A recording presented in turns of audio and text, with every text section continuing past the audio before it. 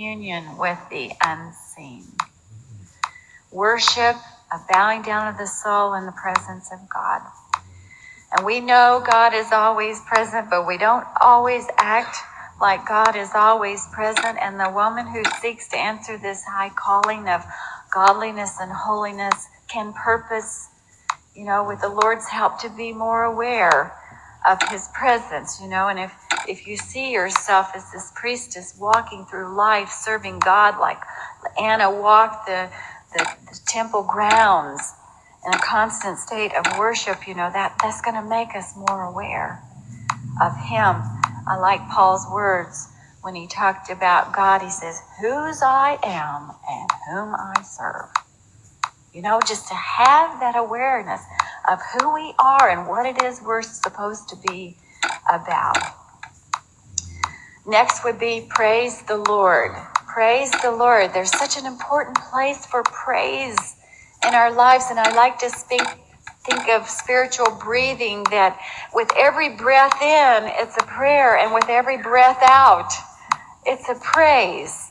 And we're actively about the business of praising God, that he's such a part of our thoughts that we can't help but speak of him to anyone who's listening.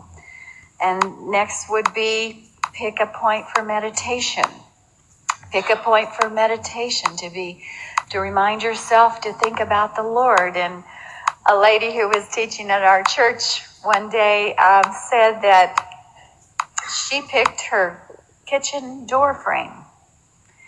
That every time she was going to walk through that kitchen door frame, in and out of the kitchen, she was going to think on an attribute of God, pray to God, think about him, give him honor and glory for who he is and what he's done. And I was just laughing inside because, how many times a day would a woman walk through her kitchen door?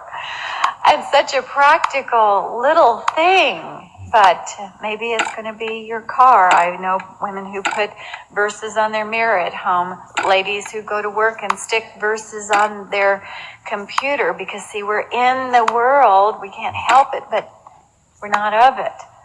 And these scriptures and meditating on them and being reminded of the Lord help us to remember we're not of the world and call us to exercise him. And also I would say prize your high calling.